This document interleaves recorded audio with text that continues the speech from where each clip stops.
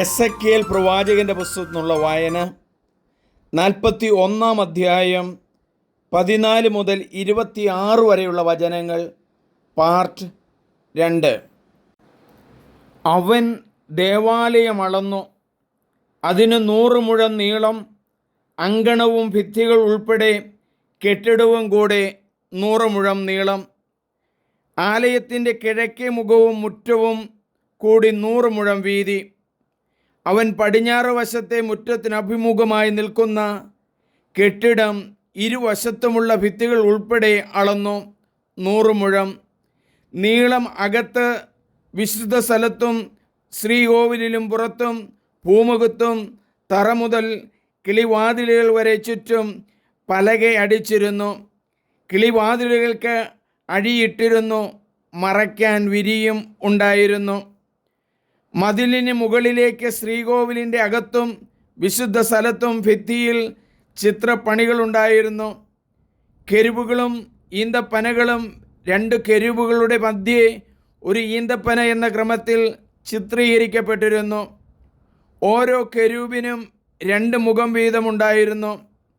ഒരു വശത്തെ ഈന്തപ്പനയുടെ നേരെ മനുഷ്യ മുഖവും മറുവശത്തെ ഈന്തപ്പനയുടെ നേരെ സിംഹക്കുട്ടിയുടെ മുഖവും തിരിഞ്ഞിരുന്നു.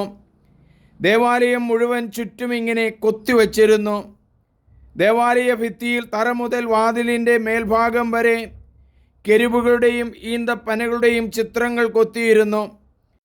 വിശുദ്ധ സ്ഥലത്തിൻ്റെ കട്ടളയ്ക്കൽ സമചതുരത്തിലായിരുന്നു.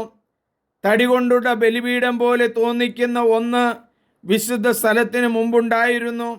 അതിന് 3 മുഴം ഉയരവും 2 മുഴം നീളവും 2 മുഴം വീതിയും ഉണ്ടായിരുന്നു. അതിൻ്റെ കോണുകളും ചുവടും വശങ്ങളും മരം കൊണ്ടുള്ളതായിരുന്നു. അവൻ എന്നോട് പറഞ്ഞു, ഇതാ കർത്താവിൻ്റെ സന്നിധിയിലെ മേശയാണ്.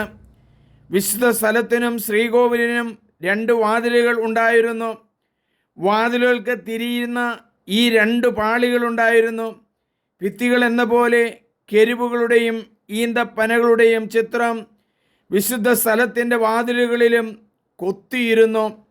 പൂമുഖത്തിന് മുൻവശത്തായി മരം കൊണ്ടുള്ള ഒരു വിധാനമുണ്ടായിരുന്നു. പൂമുഖത്തിൻ്റെ ഇരുവശങ്ങളിലും ആഴി അടിച്ച കിളിവാതിലുകളും ഈന്തപ്പന ചിത്രങ്ങളും ഉണ്ടായിരുന്നു. നമുക്ക് പ്രാർത്ഥിക്കാം. ദൈവമേ, എസെക്കിയേൽ പ്രവാചകനിലൂടെ കാണുന്ന ആ ദർശനം ഇന്നും 100 ദേവാലയങ്ങളിൽ കാണുവാൻ കഴിയുന്നുണ്ടല്ലോ. വിശുദ്ധ സ്ഥലത്തിനും ശ്രീകോവിലിനും 2 വാതിലുകൾ ഉണ്ടായിരുന്നു. വാതിലുകളെല്ലാം മനോഹരമായി അലങ്കരിച്ചിരുന്നു.